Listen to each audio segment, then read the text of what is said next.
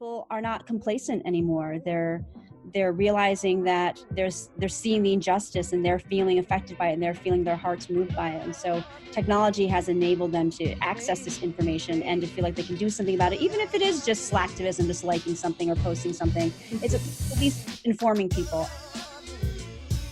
Hello, everybody, and welcome back to the MentorZ podcast. Today we have on Melissia Jun Rowley.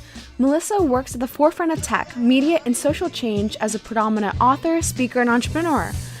As a contributor and expert commentator for BBC News, she provides insight on business of technology and tech for good. She is also a former field producer for CNN and Associated Press Television News, and a global advisor for 50 in Tech, an initiative identifying female entrepreneurs and building an inclusive worldwide network that helps them succeed. Additionally, Melissa provides content strategy and digital transformation consulting to Fortune 500s. Melissa is a passionate advocate for achieving peace through entrepreneurship and is developing projects for this purpose. We discussed a lot about global social entrepreneurship and how it could save the world, and I couldn't agree more. I hope you enjoyed this episode as much as I did. Hello, everybody, and welcome back to MentorZ. Today we have on Melissia Jun Rowley. Melissa, thank you so much for being on. Thank you for having me. So, with all of my guests, I really like to start off with their origin story. What brought you to where you are today? You can go as far back as you want. Well, I think I always wanted to be a storyteller. I always wanted to be a journalist. And what I do today is really a combination of journalism, entrepreneurship, and social impact. I've, over the years, found a way to bring all of my favorite things and causes together as one. And since I was at a very early age, I loved storytelling. I loved reading books to kids before I even knew how to read them. I would just make up the stories as I went along and look at the pictures and have the pictures tell me what the story was. And then I majored in broadcast journalism in college and worked for a couple of internet startups in the .com bubble in like 99, 2000, 2001. And then after that, I worked in television at networks like CNN and Associated Press Television News, E! Entertainment. And I did everything from business news at the New York Stock Exchange to entertainment news, where I was interviewing celebrities on red carpets at the Oscars and Golden Globes and the Grammys and at movie premieres. And I really, really loved it, but I didn't really feel like it was my beat. I didn't feel like the kind of stories I was telling either in business or entertainment were my calling. And so it was after a few incidents that happened in Los Angeles where I became completely broke, jobs were drying up. It was the year 2008, the recession just hit, and I was a freelance journalist at the time doing TV segments. And since there were no jobs left, I moved to San Francisco, which there were no jobs there either, but I stayed with a friend and I started writing about social impact and how it merges with technology, how technology can drive social impact. And through that's when I really became interested in technology. I had covered technology before when I lived in San Francisco years prior to that, and I didn't really think it was for me. I didn't think I was geeky enough. I didn't think I was technologically minded enough. But when I started seeing really innovative social entrepreneurs harness technology for social good, it became my passion. And from there, I started my own business. That involved me consulting for social enterprises, nonprofits, and big companies and helping them with their storytelling or their content strategy, which is what we like to call it, which is really just a pretentious way of saying writer. And from there, I met the legendary musician and humanitarian Peter Gabriel, and who I'd always wanted to work with. And we built a humanitarian technology platform called the Toolbox, which curated mobile apps that address humanitarian issues. So we curated apps that would allow people to scan barcodes on products to see if human trafficking was involved. We curated apps that allow people to learn how to lower their carbon footprint, apps that help refugees find resources in different locations around Europe. So a whole slew of different kinds of mobile tools across verticals. And from there, I realized that really to have an impact and help these kind of projects scale, that we needed to do more than just curate and write about them. We needed to actually help the entrepreneurs that were creating these technologies. Mm-hmm. And so when I went to the entrepreneurs and asked them what they needed, they said, well, we need funding, we need resources, we need connections and partnerships. So in essence, that's really an accelerator program or startup incubator program. And I was living in London at the time, and I partnered with a couple of people who had a similar idea to start a social impact tech accelerator. And we developed a curriculum based on the lean startup method, which is a method that helps startup entrepreneurs get to their minimum viable product as quickly and as cheaply as possible.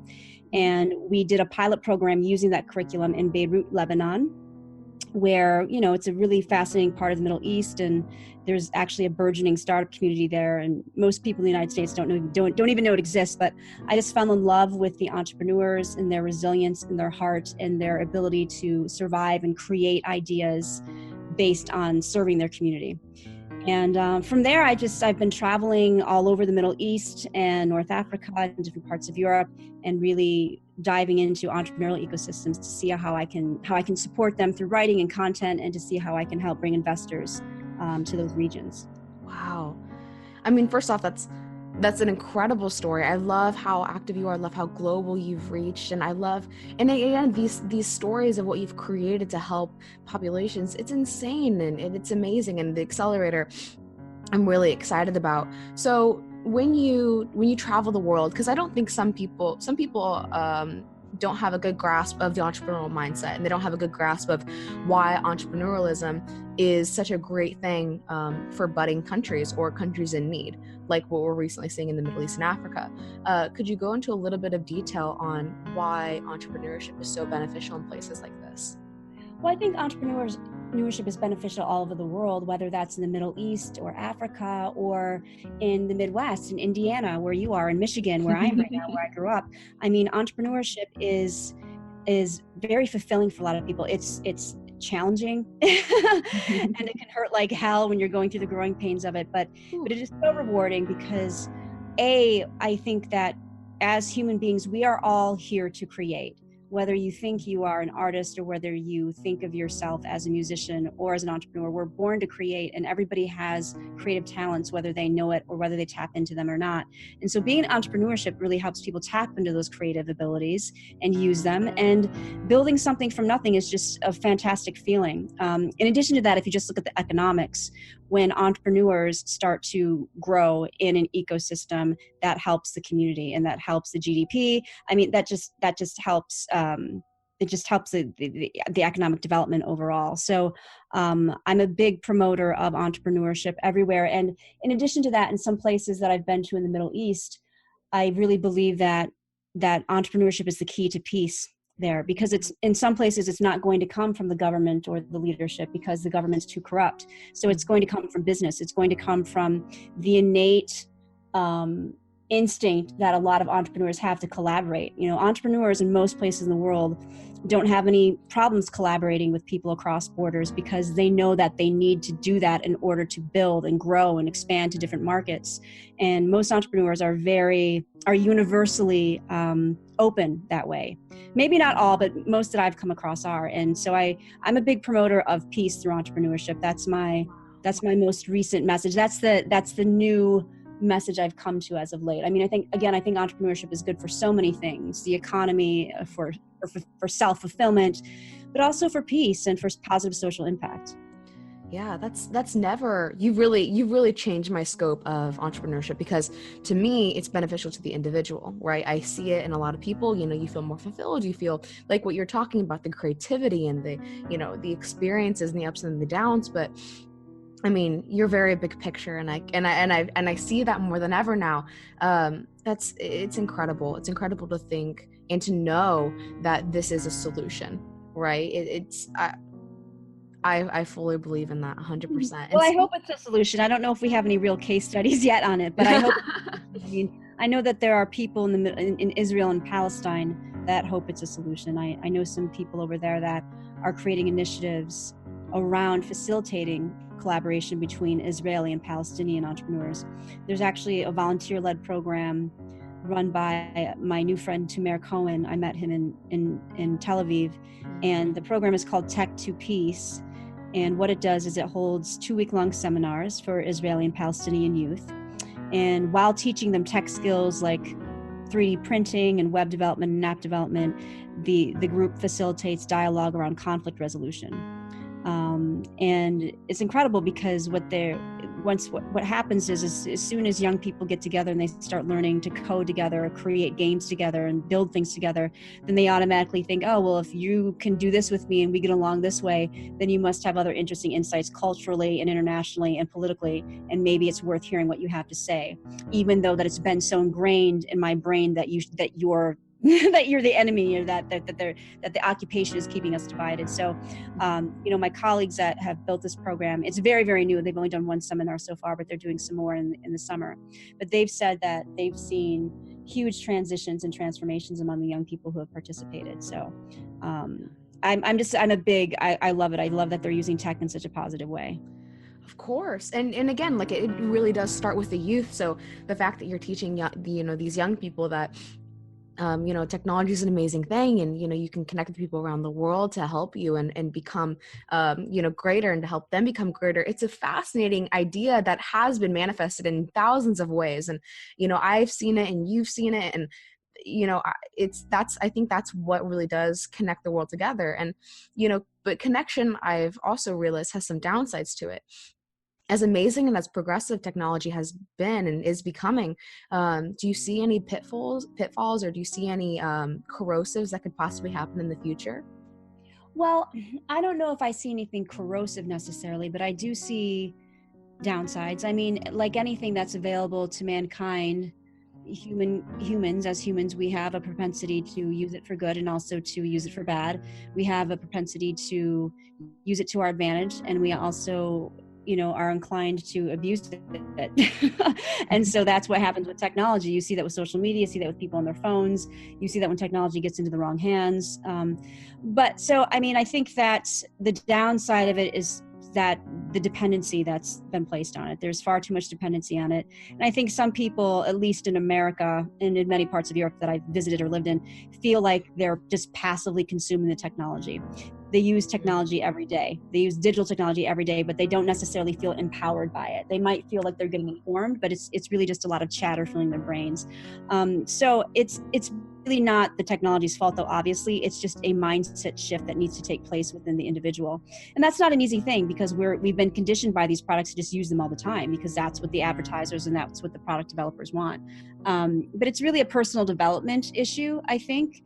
The book I'm writing is going to focus on technology in the next wave of global activism, but it's not solely written for people who want to be tech social impact entrepreneurs. In fact, it's going to be written for everyday people that use technology every day and that want to feel more empowered by it, and that want to understand how they can contribute to society more in an impactful way, using apps and using their phone and learning about technologies that are available to them. Yeah, well, anyone can make a difference, regardless how small, because when it's one person, right, one person can become 10, which becomes 30, Absolutely, 50. yeah. Definitely. And, I feel like that'll take a huge economic shift and an economic toll. Out of everything you've been seeing, where do you see the economy advancing with all of the connectivity? And I guess, and there has been a huge rise of causes being looked at and going, okay, we should really fix this, and people progressing in that way as well.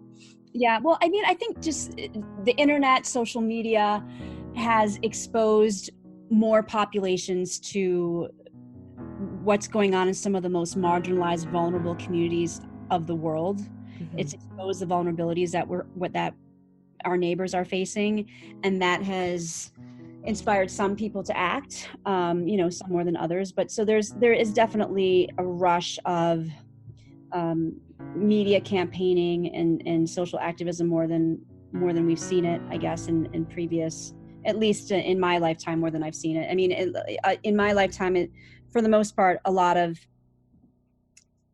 seen a lot of complacency.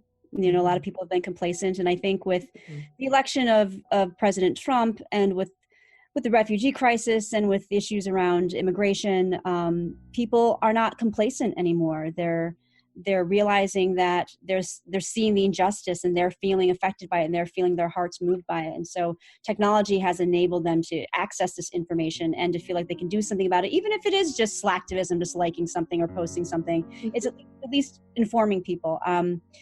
but there are ways that people can actually be even more empowered by, using the technology to elevate the conversation and to drive the action. I mean, technology is really just a tool. It's not a panacea for anything. And the other thing too is that there are situations in international development and in social impact where technology is not the answer. So as much as I'm an advocate of the intersection of tech and social good, I want to emphasize that digital technology is not the answer for everything. Sometimes it's a low tech or no tech solution.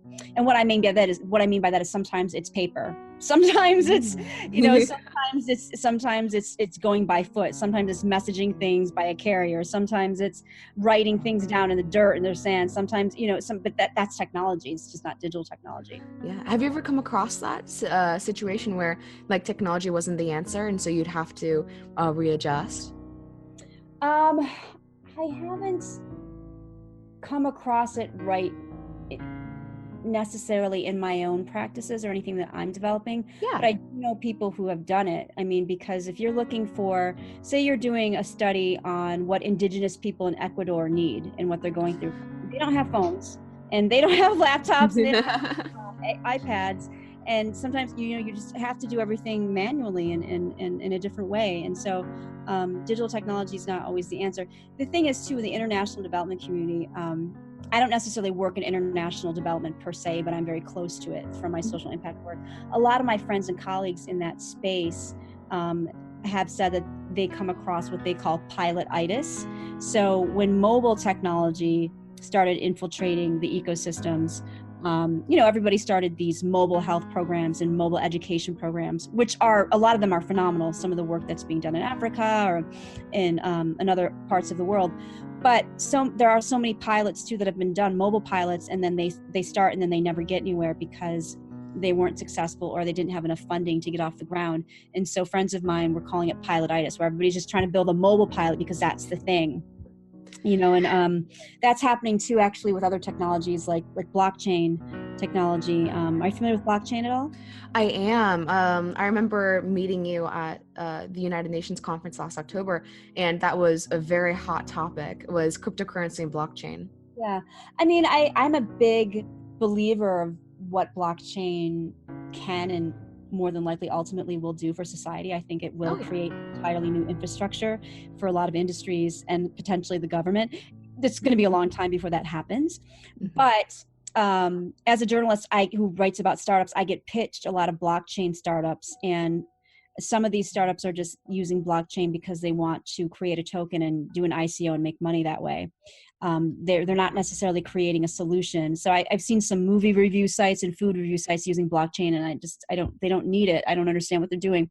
But I recently went to the Zatari refugee camp in Jordan. I went there in January. That's the largest Syrian refugee camp. About 80,000 people are there, I think. And the World Food Program implemented a blockchain solution that allows residents there to pay for food at the grocery store just using their iris. It's biometrics. They scan the iris and then they do a cash transfer that through the blockchain basically. So it's providing them with an identity and providing them with a cash transfer mechanism. The iris scan thing scares me a little bit, not necessarily in this instance, but just in other instances, because we are moving a lot more industries and places are moving toward that, which privacy is just dead. So I don't know if it's even worth being concerned about it. What I like about that particular use of blockchain is that it really works. It's a very elegant solution, and it allowed the World Food Program to cut costs because they don't have to go through the banks to allow the refugees to do cash transfers. And it's creating an identity system for the refugees. So they can go into the Safeway in the Zatari refugee camp. There's a Safeway and then there's a second grocery store as well. I forgot what it's called. But they can go in there and it takes them just a second to pay for their food. And I love it because I think it can be replicated in other communities. So I'm looking forward to seeing what they might do with it. Yeah, of course. And I didn't even know that existed. First off, that's amazing. Like how technology is advancing and helping populations and really being a benefit to society is such a phenomenal thing to watch. But I love your note of privacy being dead, because you're right. You're totally right. Privacy is going to be dead. But do you see in the future how would I put it? Like anti-privacy, like, resecuring privacy. Do you think that's going to be a huge market very Well, soon, or do you not I care? shouldn't say privacy is dead and like I don't care, because I do care. I mean, the GDPR Act was instated, and I think I don't know how much that's helping just yet. It's too new to tell. But there's a lot of things GDPR is doing, but essentially it's mandating that companies are more clear with what's secure and what's not when you opt in their websites, when you sign up for something, when you buy products. And it does a lot of other things too. It's mandating that companies just are more clear with their data and their privacy rights and everything. But I think, back to blockchain, while I think we've got a long time coming before this happens, if there is enough emphasis in different communities and money are invested into decentralization, there's a lot being done around privacy and decentralized networks via blockchain. So this is very important to a lot of people. And if we have a decentralized economy, then privacy will be put more back into the hands of the people. Yeah. But we'll see what happens. I mean, we still don't know. Scaling blockchain is still really difficult. So it's still a very new technology in many ways. Yeah. I mean, we're going to see that progress regardless, because there is some great ways it can be implemented, then there's not, because I've seen a couple things happen with blockchain. Like, it was the Silk Road, I believe, that really helped, lessen the name of what blockchain can do, because it can be so beneficial. But, as much as the technology is so amazing for so many different ways, one of them being privacy, I've known a lot of people that are like, so what, they have my data, it doesn't really matter very much. And, I'm like, what are you doing? This doesn't make sense. So there's also a couple of companies out there that are creating platforms so that people can manage and own their own data. Oh, wow. One of them is called DigiMe. It's digi.me. That's the website. So I met them in Iceland at Startup Iceland, and they were doing the pilot program there in Reykjavik. They're actually a UK company, but they decided to do the pilot program in Iceland. I think, probably because Iceland is so progressive. They're the gender equality leader of the world. They're a small economy. They're very open to trying technology for new things. They had the rewrite of their constitution crowdsourced by the Icelandic people. So they're very progressive in that way. I think Scandinavian countries in general are light years ahead of the United States when it comes to progression or being progressive. So the program was launched in Iceland, but I think it's spread since then. This was maybe a little over a year ago that it happened. But there are other companies too that they're creating ways so that people can manage and own their own health data, their financial data, and their social media data. And then I don't think they're using blockchain, but there are a couple other blockchain companies doing this as well. So there's there's initiatives going on among startups, and I think we'll see more of those happening in the private sector in the future. Definitely. And we've been touching on a lot of humanitarian, well, not humanitarian crises, but crises that need humanitarian aid. Have you, being in this field and being so well versed in this field, have you been seeing something, or, a crisis or something going wrong that really needs more attention but hasn't been really put in the spotlight as much? Oh, well, I think the crisis in Venezuela is out of hand, and I really don't know that much about it, but I know that it's bad. And the media has been giving it some attention, but not nearly enough. And I just received an email today from somebody, just landed in my inbox, a pitch about this app called Zello, which is, I think they're an Austin-based company, and they're like a walkie-talkie type messaging system that allows people to communicate really easily. And it was very helpful during Hurricane Irma, was it? Am I saying that? And it's been very useful among people in Venezuela. And so I thought that was interesting. I can't do the story right now, but I thought it was great the way that app is being used. So I would like to see more attention on Venezuela. I mean, Yemen comes in and out of the news every so often. Every couple of weeks you'll see pictures of starving children in Yemen, but then it goes away and then it comes back. It just depends on how much the media decides to focus on what Trump tweeted that day instead. Yeah, but that's a whole nother conversation, my views on the way the media is handling things. So yeah. Yeah. Yeah, I mean, there's news every day that does not see the light of day. Mm-hmm. Um, and I worked in mainstream news for a long time, and I love journalists, and I still love what the news can do and how it can instigate movements. But I think most mainstream media is in a lot of trouble right now. And so I think things from Venezuela, I mean, even immigration, that's talked about more. It's kind of a trendy thing to talk about now, the importance of allowing immigrants into the world, but it's only a matter of time before, or not into the world, but into your country, but it's only a matter of time before another story takes over and then they stop talking about it. Oh yeah. Yeah. I mean, I think that's the big trouble because, the news is, it's so fast, and with technology, well, not even with technology, just the dopamine of, all this news coming in, and every day it's this, or even on Twitter, like every so hours, it's a new story constantly happening. It's really difficult to keep track of these things. And, people, people aren't going to care about what's going on over here, but what did happen, like right just now, like something happened with this dog, we should do this instead. And, and I think that's one thing that a lot of people do want to see change. A lot of people are wanting, quote unquote, not fake news. You want to know what's going on. People want to have this real understanding of their surroundings and what's going on. But, that need hasn't really been fulfilled out of what I've seen yet. No, I mean, I think that the way that it's being covered, whether you're on the right or the left or on the center, everybody's just arguing a different argument, but the same argument from a different side, and without really showing other views. And that's everything from like the Me Too movement to Trump to a bunch to, I mean, those are the two main things that I have a problem with, the way that they're being covered. But I don't want to stray too far off topic. No worries. Yeah. I really want to be respectful of your time. And I have one last question.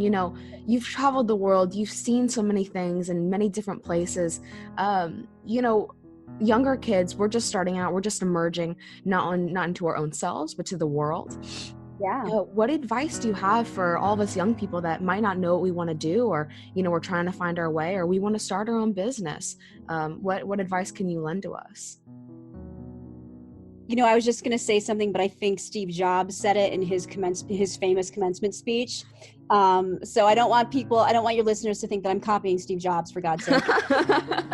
Although I could be, obviously he's one of the most brilliant icons ever, but what I will say is stay curious. So I think he says stay curious in his speech. Oh, yeah. And I don't know. He says something like that. I thought it was think different? No, well, that was the slogan of Apple for many years ago. I think he says stay curious and stay hungry in his commencement speech that he gave at a university. I think it was Stanford. I'm not sure. We'll have to, you can fact check it for me. Either way, I would say stay curious, because I think it's a perfect thing to say for young people, but for any age group, because curiosity kills fear. The most destructive force that we have in the world, within ourselves, within our personal relationships, within communities, and within across countries, is fear. It's fear of the unknown. It's fear of being taken over. It's fear of not being understood. It's fear of being rejected. We carry these fears, and if we could replace all of that with curiosity, so much would be solved. In your day-to-day life, when you're talking to somebody new on the street, or when you're talking with a teacher and you're afraid of turning something in, or you're afraid of asking a question, or in a relationship with your boyfriend or your girlfriend, it's fear that destroys everything. And it's not an easy choice. It's not an easy transition to make, to switch to curiosity, because when you're in that moment of fear, it's consuming. And that's the same for people on a day-to-day basis, but it's also the same for leaders of countries. It's the same for people, that are traveling. It's the same for people in the news that are doing great things. It's if fear overcomes us, that's what ultimately drives us apart. And so, curiosity, I would say travel every opportunity you get. I'm very, very privileged and fortunate to be able to work remotely and be in Venice, Italy doing my job, or be in Botswana doing my job, or be in Palestine doing my job, because I'm a writer and I can write from anywhere. And I've cultivated the kind of lifestyle where I have nothing but freedom. I have so much freedom, I don't even know what to do with it. And that's really great for me. Yay, go me. But not everybody has that. Not everybody has, a lot of people have children, or a lot of people have jobs where they have to show up and be at that office every day, or they have different responsibilities that keep them very stationary, or they just don't have the funds or the means to travel. And I would love to be able to create some kind of universal fund or passport for people, so they can at least once or twice a year go wherever they want. And honestly, traveling has been, to me, the greatest educator of my life. It's been the most eye-opening thing. Going to Lebanon the first time was probably the most exciting, life-affirming thing I've done, because that exposed me to the entrepreneurs there, and exposed me to a group of people that are creating companies all in service of their community. And then that's what led me to exploring other parts of the Middle East and North Africa. And I never had any interest in that region of the world. I just knew that they had all kind of problems, and there was a lot of shit going on, and that there were all wars.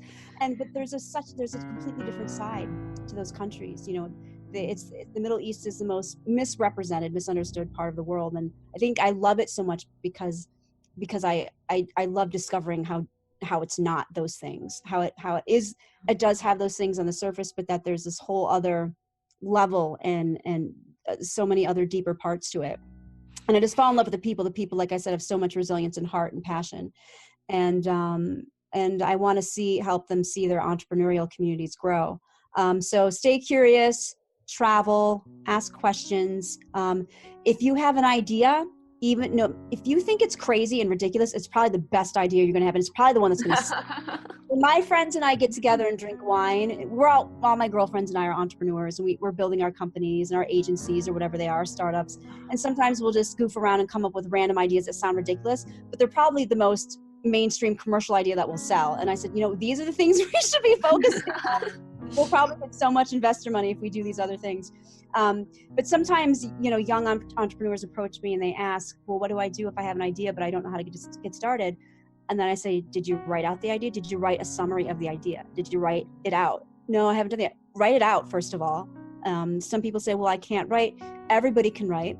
Not everybody is a brilliant writer, but everybody can write.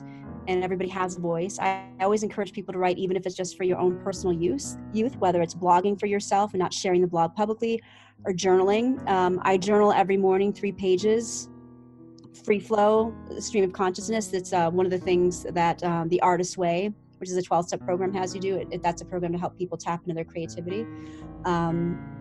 So I would say, ideas, if you have an idea, write it out and try it. And if you start it and then it goes away and it never comes back, that idea might have gone to someone else. There's a book written by an author named Elizabeth Gilbert. She wrote Eat, Pray, Love. And she wrote another book called Big Magic. And it's about creativity and how to hone your creativity and how to develop your ideas. And it's, really great, simple read. And she believes that our ideas are, they're energy. They're like relationships with people. And that when they stay with us, they're still ours to create. If you have an idea and then you just can't do it. You're busy, you're applying for college, whatever, you've got rugby, you're having problems with your boyfriend, whatever it is, issues with your parents, they're not understanding you, whatever it is, things get in the way, life gets in the way sometimes. And so your great idea might not get the attention it deserves, but if a year later it's still there, it's still yours to make. And all you have to do is take one little step.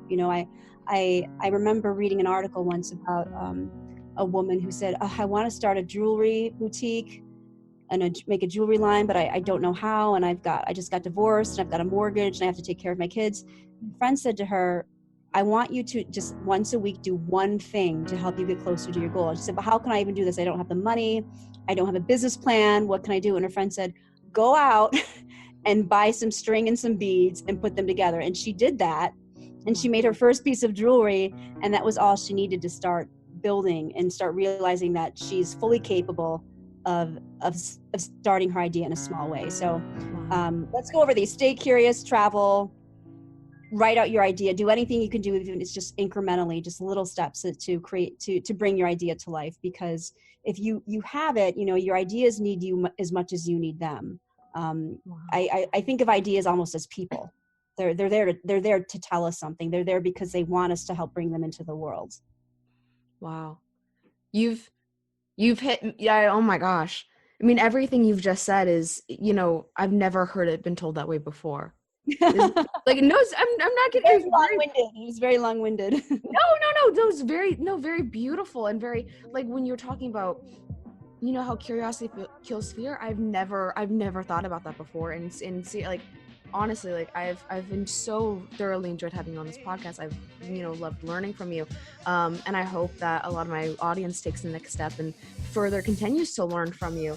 But I loved your response, and Melissa, thank you so much for being on. Thank you so much.